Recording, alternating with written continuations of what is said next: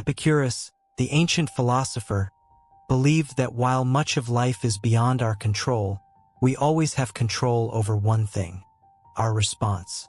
But what if the key to truly controlling your life is simpler than you've been told?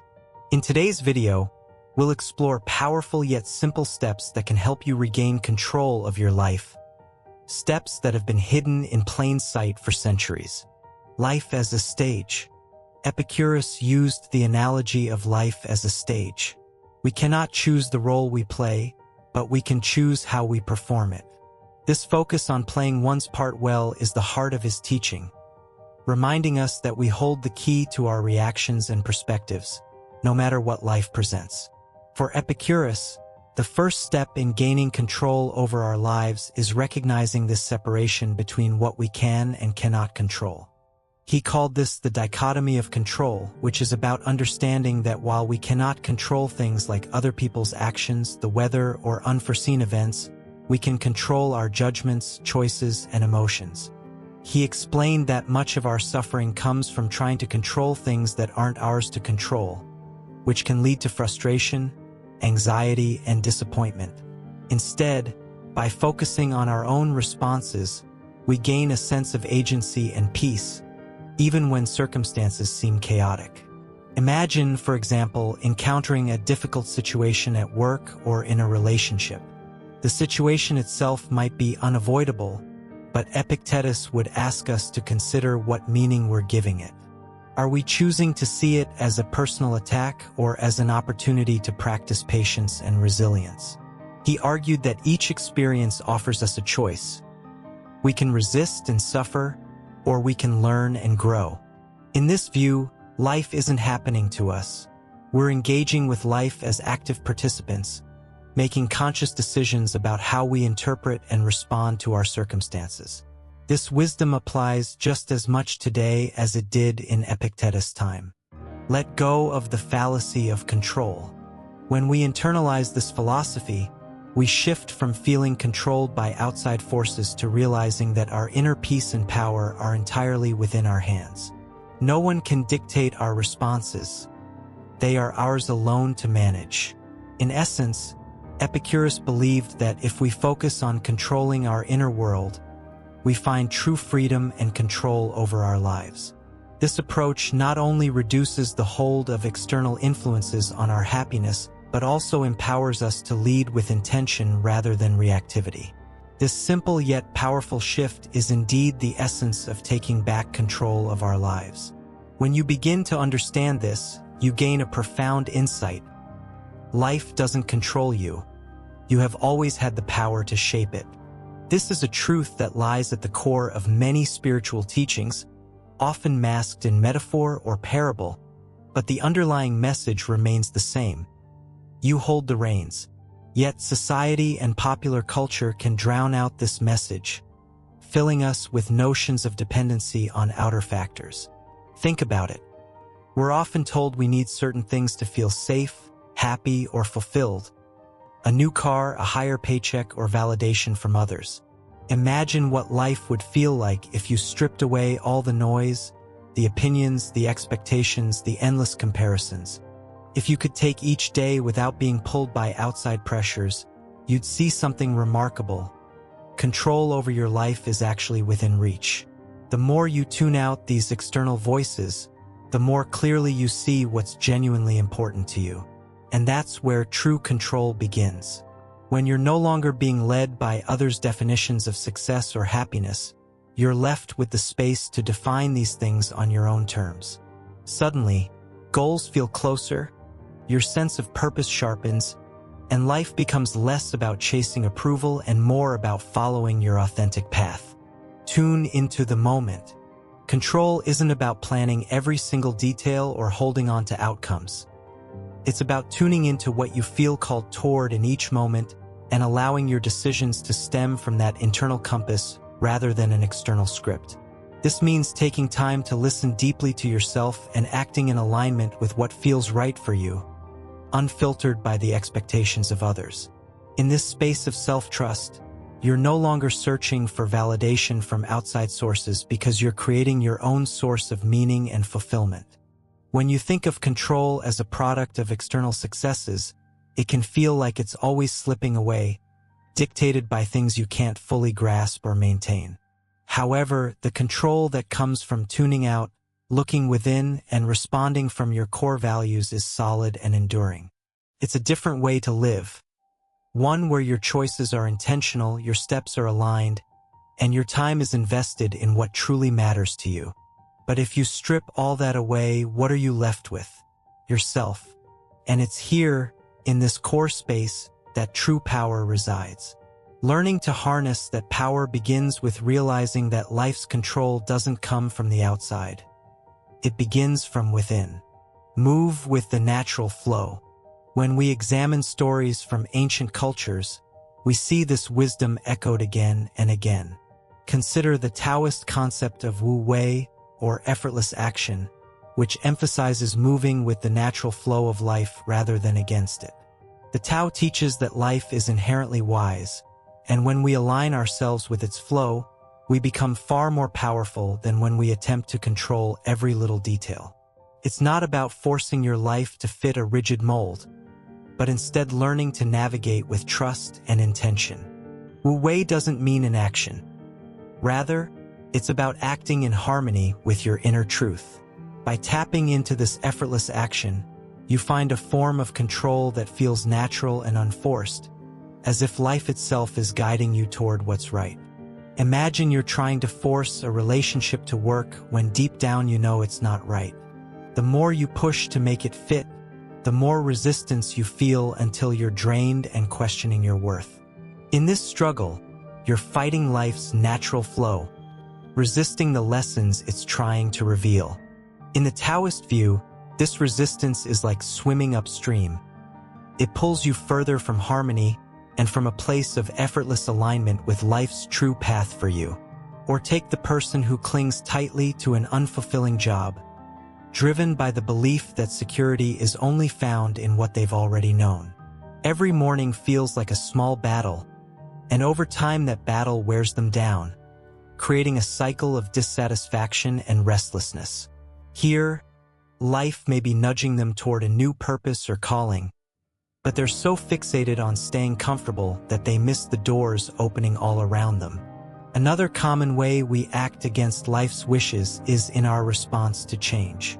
When plans shift unexpectedly, we often react with frustration, attempting to force the outcome back into our control. But in many stories of wisdom, this kind of rigidity becomes a barrier to growth. For instance, in Zen Buddhism, change is seen as a natural part of life. Rather than resisting it, the Zen approach is to embrace it, to see it as a teacher who brings wisdom and resilience. As you uncover this natural guidance within yourself, you begin to see how accessible this power is. It's often through small shifts, those tiny moments of self-awareness, that the largest transformations occur. The thoughts you hold, the beliefs you reinforce, and the choices you make in each second all send out signals to the universe. With each choice, you either strengthen the idea that life controls you or reclaim a little more of that control. This isn't a matter of magic or wishful thinking, but a practice in aligning with your own energy. And this alignment is precisely what many don't want you to know about, as it places the power of change directly into your hands. Imagine the possibilities that open up when you live each day from this place of alignment. You don't have to fight against the current because you're navigating with your true desires and highest self at the helm. When you tune out the noise of societal expectations and hone in on your intuition, you begin to make choices that feel deeply right. The outer world may throw challenges your way, but instead of feeling powerless, you recognize them as opportunities to respond consciously to reinforce the kind of life you want to lead. You're not too late. You may be tempted to believe that you're too late or that time isn't on your side, but let's consider it differently. Even if you felt behind, the truth is that you have all the time you need to create a life rich in meaning, skill, and depth. There's a saying that many of us underestimate what's possible in 10 years, but overestimate what we can accomplish in a single year. This isn't just about thinking small in the short term. It's about realizing that true growth, real transformation, has its own rhythm. When you think about a 10-year span, you realize just how much potential lies in even the smallest steps. Imagine choosing one thing that ignites your interest and focusing on it consistently for 10 years. You could master a new craft, reshape your career, or dive deep into a passion you've never explored. And what's even more powerful, after dedicating a decade to one pursuit, you can shift to something else, bringing along the skills, discipline, and depth you've gained. Picture doing this multiple times throughout your life, learning, evolving, and reshaping yourself with each chapter. This is the path to a life that's as fulfilling as it is unexpected, where each decade reflects a different side of your potential. But here's the catch. The way to reach this life isn't through planning every moment or agonizing over future decisions. It's by tuning into this moment, each conversation, each experience, each quiet breath. If you stay grounded here and now, letting go of the need to force outcomes, the long run will take care of itself. Growth will come naturally, your life unfolding with purpose and ease as you stay fully present. So trust in the rhythm of time. You're not in a race, you're on a journey. And as long as you're willing to show up, interested and engaged, you're already creating the extraordinary life you're meant to live. Stop begging, start claiming. Another tidbit of knowledge to know: to control your life is to learn the difference between begging and claiming. Both of these represent two entirely different energies, each shaping your relationship with the world, your own sense of worth, and the outcomes you experience in life. When you beg, it's as if you're saying to life, "I don't believe I am worthy unless someone or something grants it to me." Begging stems from a sense of lack, from the belief that what you desire is out of reach unless it's given by some force outside yourself. It's rooted in insecurity, in the feeling that you are small in a vast world, hoping for a scrap of what you deserve. Claiming, on the other hand, radiates a different frequency entirely. To claim is to know, without a shadow of a doubt, that you have a right to what aligns with your truest self. It's a quiet, steady power that acknowledges your own worth and the truth that you are a co-creator in your life. Claiming isn't demanding, nor is it reliant on external validation. It's a deep internal belief in your own value, a confidence that your place in the world is non-negotiable. It's saying to the universe, "I am here and I'm ready to receive what is meant for me." Begging signals to the world that you doubt your own ability to attract what you need. This kind of energy has a way of repelling the very things you desire because you are, in essence, operating from a place of fear and unworthiness. But when you shift to claiming, you draw experiences, people, and opportunities that align with your authentic self. By claiming, you invite life to mirror your own self-respect and belief. You show the world that you're already enough.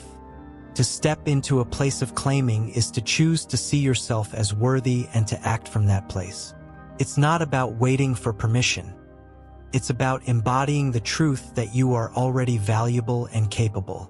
The difference between begging and claiming, then, is not only about how others perceive you. It's about how you perceive yourself and ultimately how you shape the reality that unfolds around you. One philosopher who understood this inner shift from begging to claiming was Friedrich Nietzsche. Nietzsche argued that we all have the power to transcend limitations and shape our own values.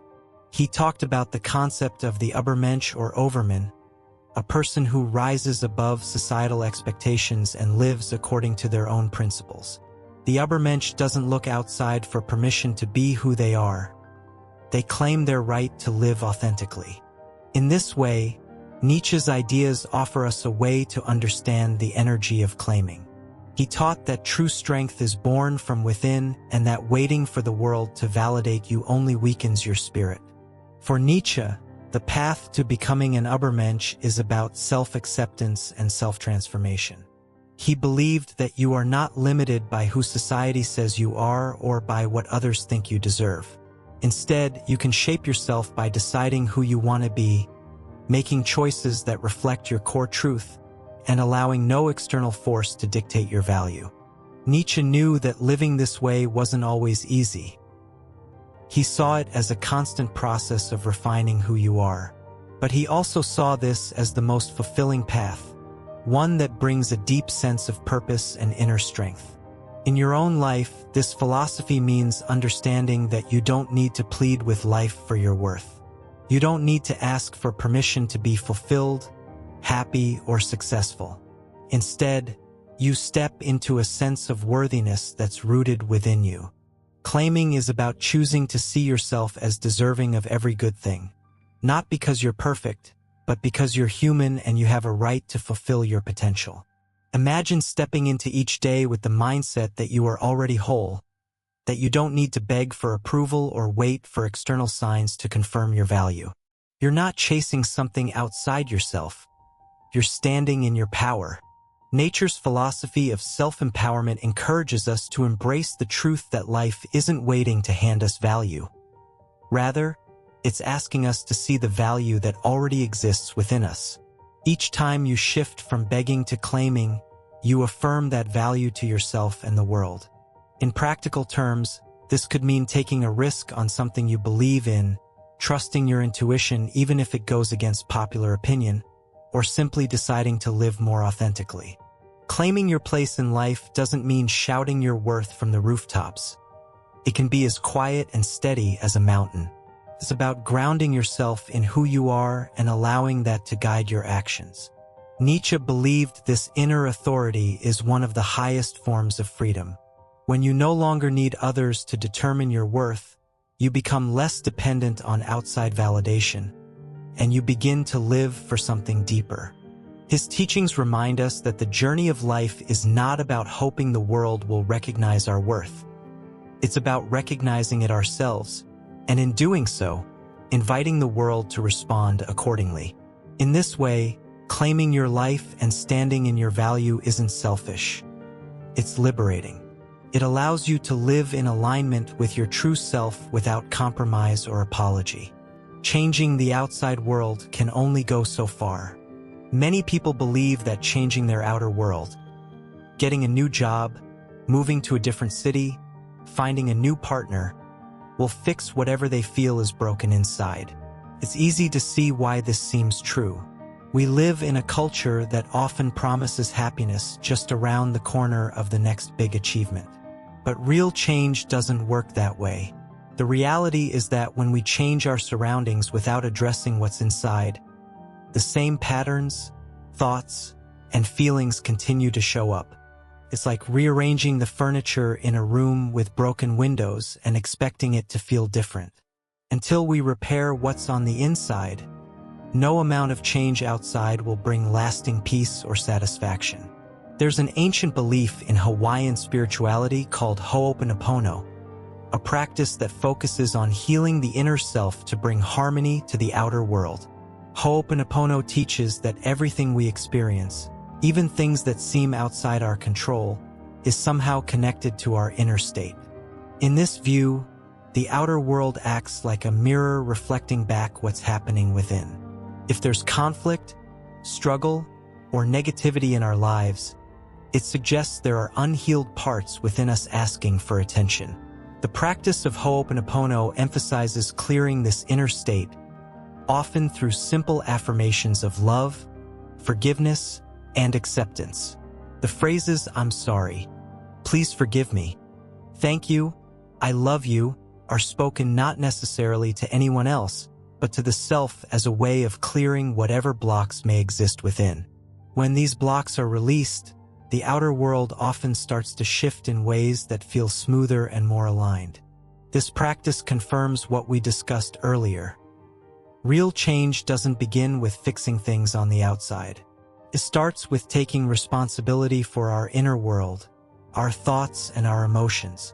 Rather than trying to control or reshape what's outside, we start to clean up what's inside, bringing a sense of peace and openness to our own thoughts and emotions. In this state, we respond to life differently, more calmly and with greater understanding.